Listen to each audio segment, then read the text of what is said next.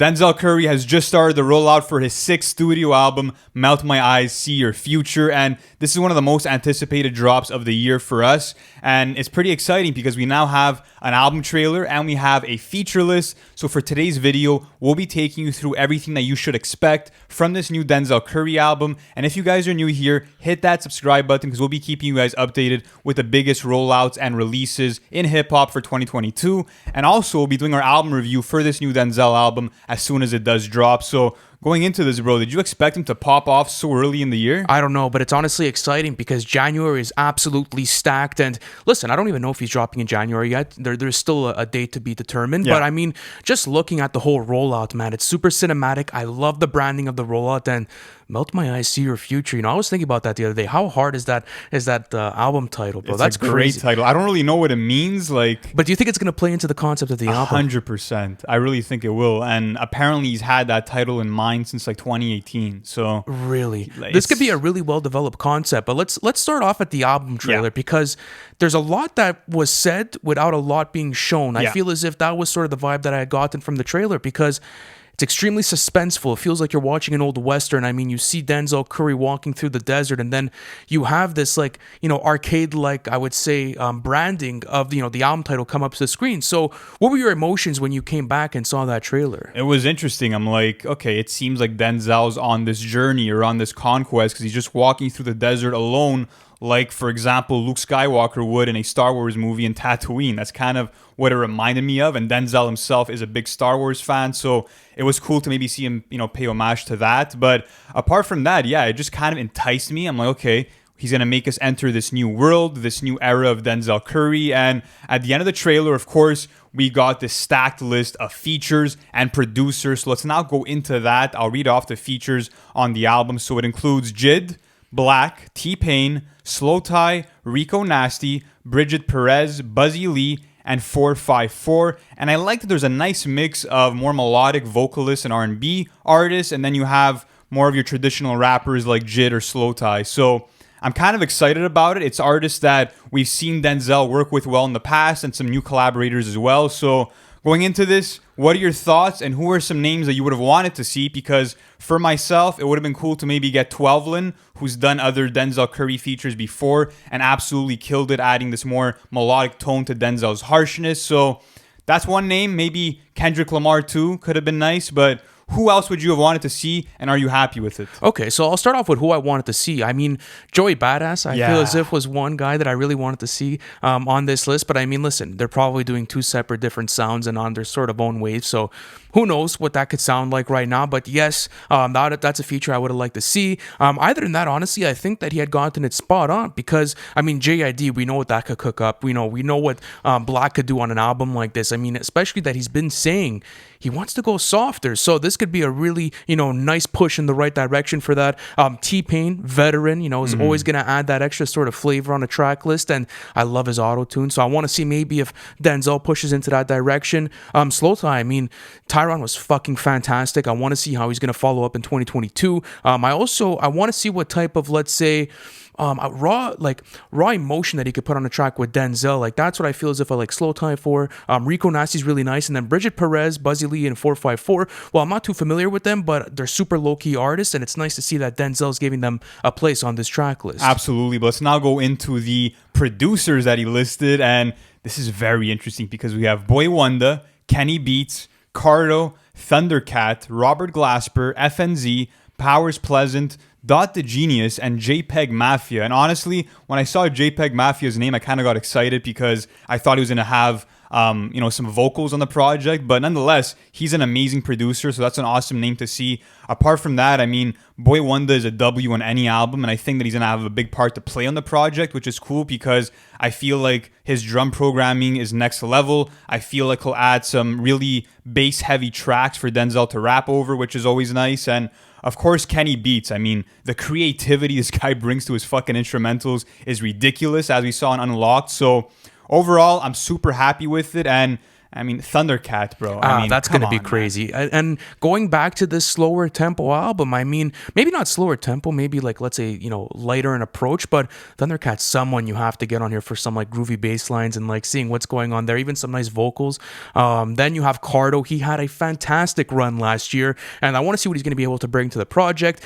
Powers Pleasant, that's another producer I'd love to see, link up with Denzel. Yeah. If they do have any collaborations in the past, I'm just not familiar with They them. do. But Please forgive. oh, really? Yeah. Powers Pleasant produced that? Yeah, he did. Oh, I never knew that. But I'm familiar with a lot of his stuff, let's say from Flatbush and also Beast Coast. Yeah. Dot the Genius is fantastic. And yeah, as you said, Peggy would do fantastic on this. So overall, looking at who he's collaborating on this, features, producers included, what's your expectations, man? How you feeling about I'll this? give you this. I think that in terms of production, I would say if there's one producer that I think is going to give the best offerings, give me Robert Glasper, honestly. Just because he has a very nice ear for jazz music, and I think he'll be able to cook up something nice. And the most anticipated feature for me would probably have to be T-Pain, honestly. Yeah, you want to see how T-Pain sounds on this? I want to see how T-Pain and Denzel mesh. What about you? Most anticipated feature and producer? Producer, Boy Wonder for sure. I mean, he never misses. I mean, it's like it's automatic whenever you get a beat from Boy Wonder. So I think that's gonna be a huge W. Either in that, probably Peggy. I want to see how that's going to really shape up. So I'll give two producers, let's say. Then for my feature, J.I.D. again. I mean, you're After getting Sirens. I mean, you're getting another probably goated collaboration between them two, but it's going to depend because I've seen J.I.D. only go on hooks sometimes, especially for features. So if that's how it is, I don't think so. I don't think it'll be like that. I think we're going to get a full verse. But let's go into the IG Live, man. Yes, sir. So Denzel today, at the time of this recording, at 4 p.m. Eastern, hopped on IG Live and pretty much just. It was kind of a Q&A. He wanted fans to ask him questions about expectations for the album, and he kind of gave a sense of where he's going with it. A major thing that he did announce at the beginning of the live was the fact that this is the end of an era, as he had teased on social media, saying that in the past, he had given us alter egos like Zeltron or Aquarius Killer, and also in Unlocked, he kind of was portraying this comic book character who was very eccentric, but he said that, he's done with the personas. Like, what he's giving us on this album and what he'll continue to give us on future projects is straight up Denzel Curry, the human being, rather than a persona or someone else who's entangled into the artistry of Denzel. So that's pretty interesting to me. It sounds like it might make for his most personal body of work. Apart from that, he also said that the whole album is going to feel a lot softer than what he's done in the past. On songs like Black Metal Terrorist, for example, he kind of would give us this screamo type delivery where he's yelling a lot. He said that's totally done with. He said, listen, if girls can't vibe out to this, I'm not fucking making it anymore. Those were kind of, his thoughts on it. But it's interesting to see that he's kind of steering away from that sound, that nu metal that he was kind of portraying, because I love that sound from him. But nonetheless, it's cool to see him focus and hone in on one sound. So that was good news. Apart from that, he said that a lot of genres that he listened to as a kid growing up, like jazz and neo soul, were going to be implemented into this sound. So how do you feel about Denzel honing in on one sound, which he hasn't tackled all that much before, but that we know he probably could succeed in? I want to see it because it means diversity. And I think that's, probably the greatest asset that Denzel has. And we've spoken about this on countless occasions on the podcast, how Denzel is so versatile. I mean, his ranges musically just don't make sense. And honestly, this is what I was really, surprised to hear from him. He was like, I have a problem making hits. And Taboo was tough on the ear, It's true. That's true. Like, at the end of the day, like, obviously artists are going to want to experiment differently. And I think that right now he's trying to push his artistry, because looking at, let's say, the overview of his catalog, it's fucking stacked, but it's really geared towards one type of sound. So maybe now it's really time for Denzel to, pack his bags, go and really head into a different direction. So do you think that it's going to be completely softer to a point where it's melodic?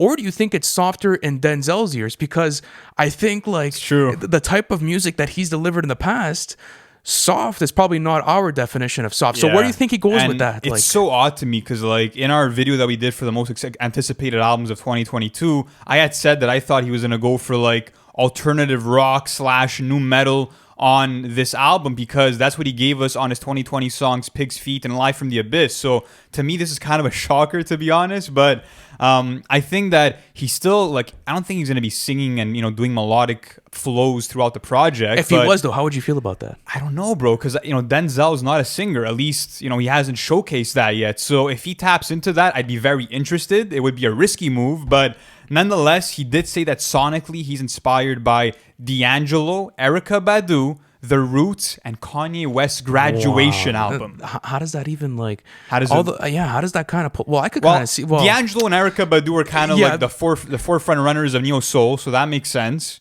Kanye West's Graduation is very interesting to anthem me. music, like where does anthem music necessarily fit into that sort of production? I think maybe electronic style production. Maybe the vocal effects on his vocal. Like, do you think? I don't even know. Anyways, this is all speculation. But what's cool too is that he took Peggy, but he put him only on the production, but he does not have a verse on this. So how do you feel about that? And like, do you think that that was maybe merited, like at least on the track list? Do you think he would have contributed to this? It makes sense because, I mean, when they have collaborated on Bald Remix or Vengeance, they're both very aggressive in their deliveries and they bring a certain harshness to a song. So if Denzel is not going for that sound, it makes sense not to really have him featured.